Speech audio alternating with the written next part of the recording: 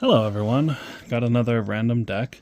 This one from GeekOutCo on eBay. I also have another one coming from Etsy here soon. They took a while to get to shipping, but of course I'll make a video when that comes around. As always, labeling is facing down. So with the way that this is packaged, I might have to take it behind the camera to find the best way of going at it.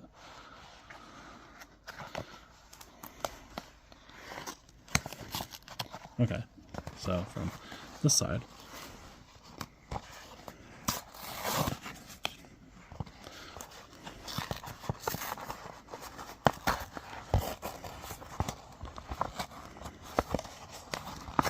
Trying to be careful not to flip down its side too much. Oh hey.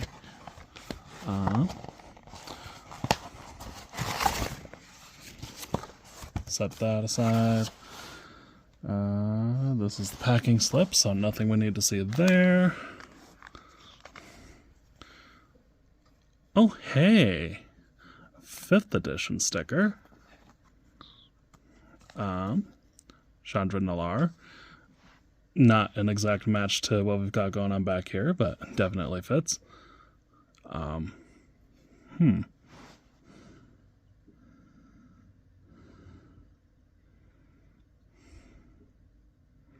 I don't right off recognize that. Like, there's definitely like the Planeswalker symbol up there, but I don't know. That looks really cool too. I like it.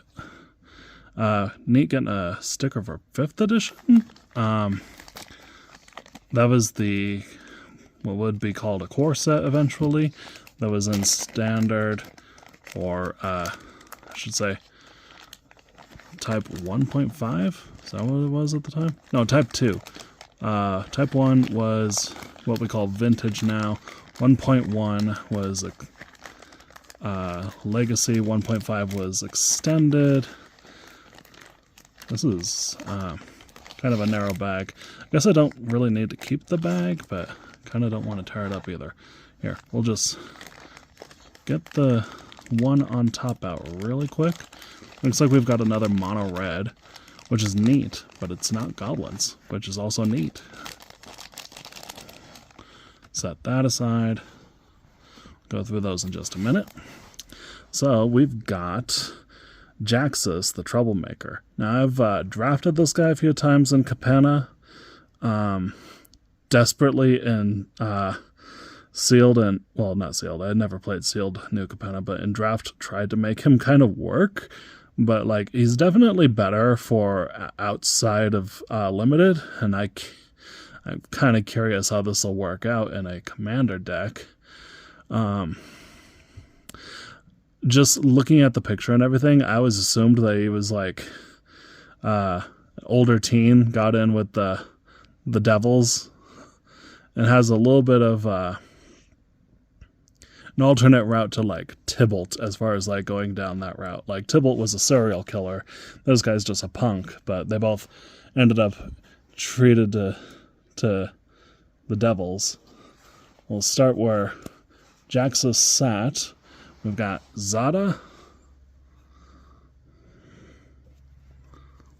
Got a Grabby Giant. I'm going to put that face down so I can just put them back in order. An Ardent Dust Speaker. Don't mind me. Hissing Iguaner. Impulsive Pilferer. Valakut Predator. Grotog Thrasher. Skitter of Lizards. Love me a Skitter of Lizards. A Daggercaster.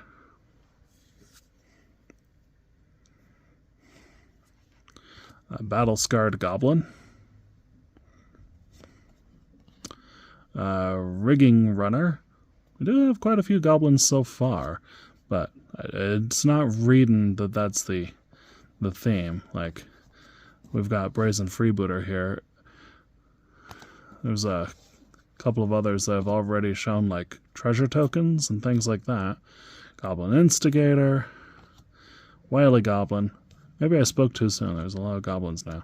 Crimson Fleet Commodore.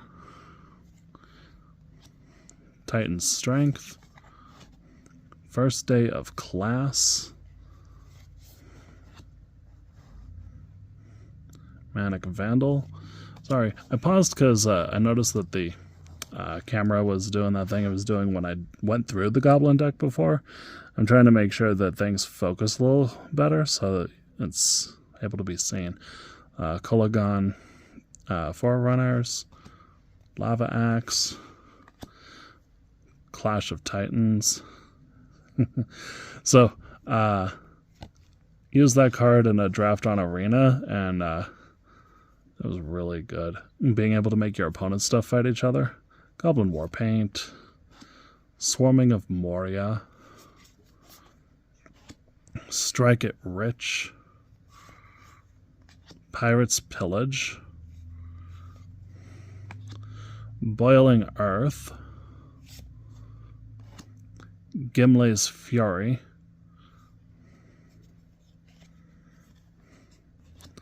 Fists of Flame,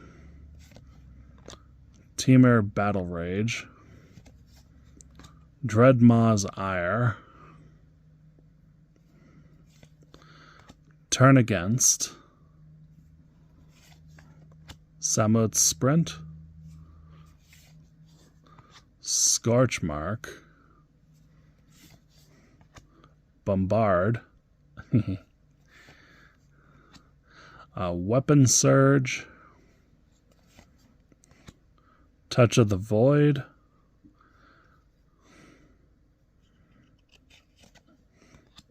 a Razor Swine, Improvised Weaponry, Ryle,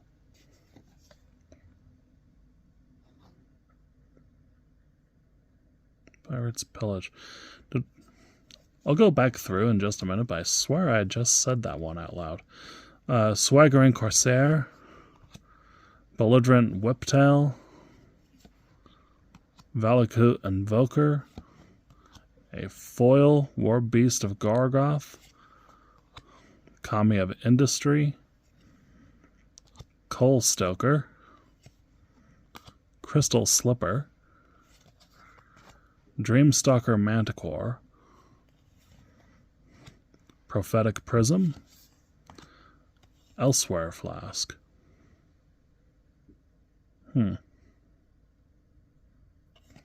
Suppose that one gets you a free card. Prying Blade, Kozilek's Channeler, Traveler's Amulet, Codex Shredder.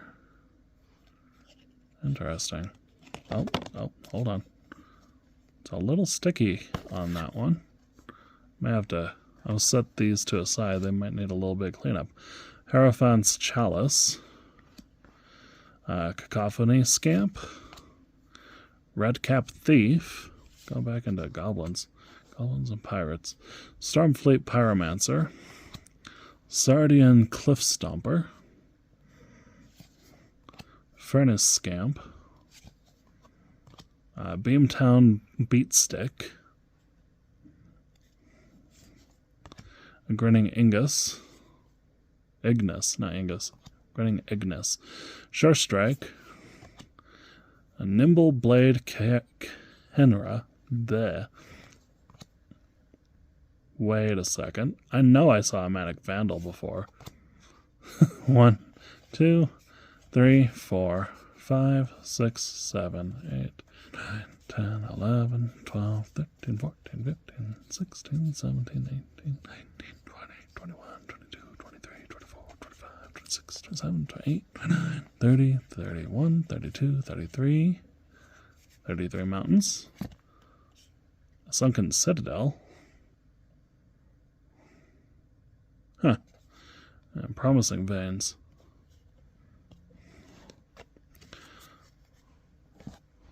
Well, like I said, I'm pretty sure I saw Manic Vandal already, so like we've got a double there.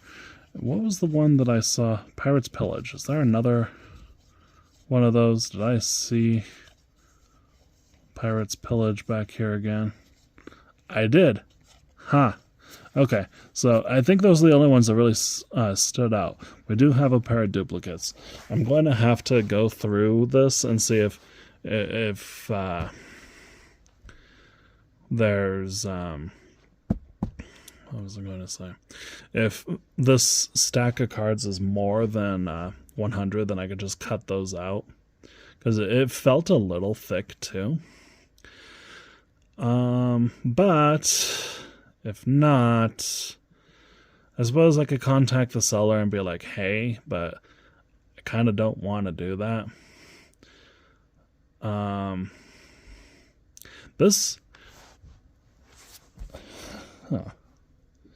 Like, there's definitely some interesting stuff going on here, but it doesn't feel as coherent.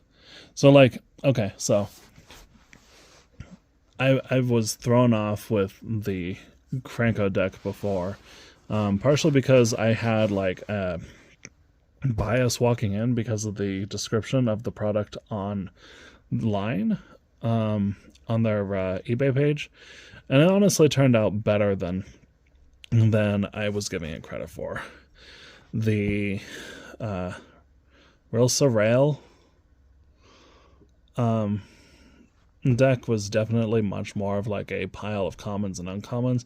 It's workable because there's a lot of evasion and discard, so like there's something you could point to and say there's a rough theme there. All the others have been very, very thought out one way or another. I may have to go through this one.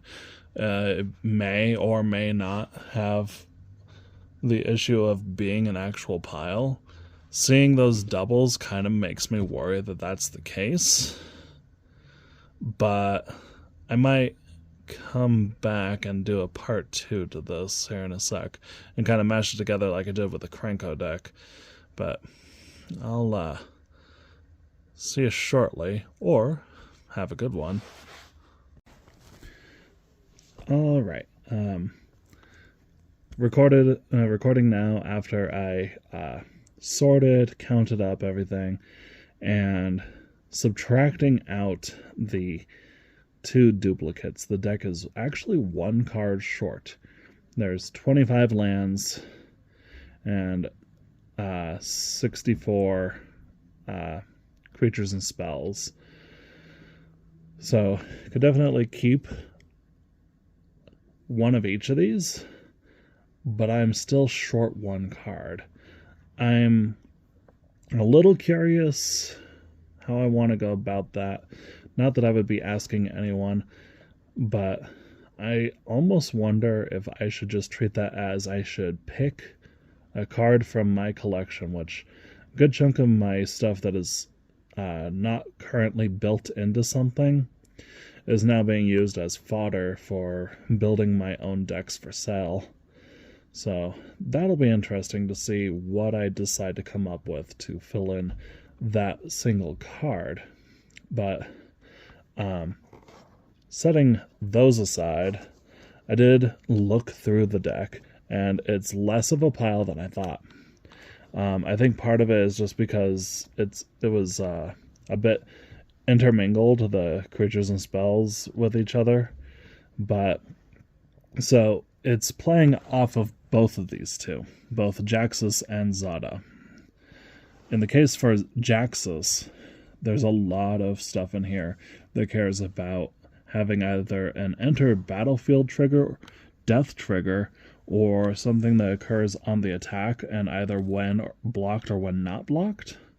So the idea would be to get more fuel out of those things by either making copies so you have more of them on the field, or only using those copies so that you can kind of copy them again and again and again to get that effect.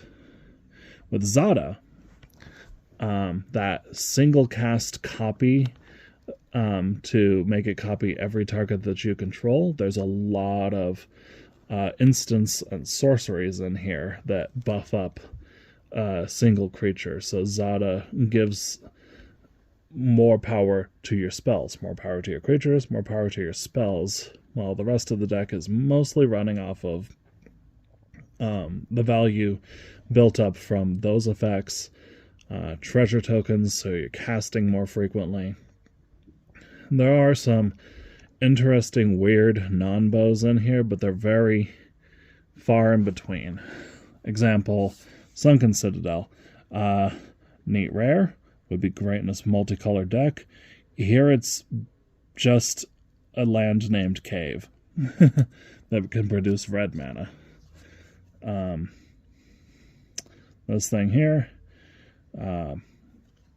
pretty much same kind of thing. It's a monocolored deck. Don't necessarily need something like that unless you believe deck thinning does anything when it's that little. Like, it does do a thing if you've got a lot of stuff for it, but when it's like only a couple of things, it's not a whole lot.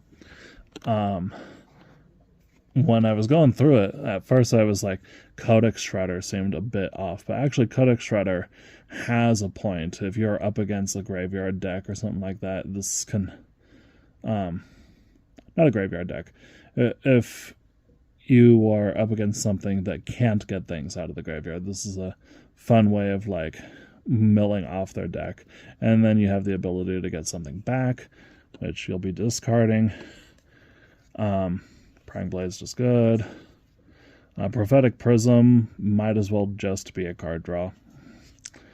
Elsewhere Flask, just a card draw. Like, the rest of the deck outside of those inclusions actually feels much more cohesive than I was giving it credit when I looked through it the first time. So I'm gonna go look through. Given that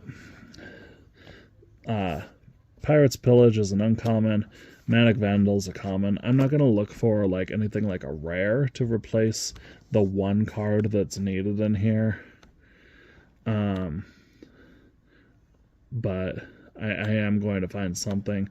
I'll put it in the list when I post this on Tapped Out, and probably mention in the description there and the description here on YouTube what it is that I decided to put in its place. But this looks neat. Definitely more, I'm not going to say more interesting than the Goblin deck. The Goblin deck is, you know, tribal and burn Spellslinger. It's a lot of what you get out of red in the first place, goblins and burn.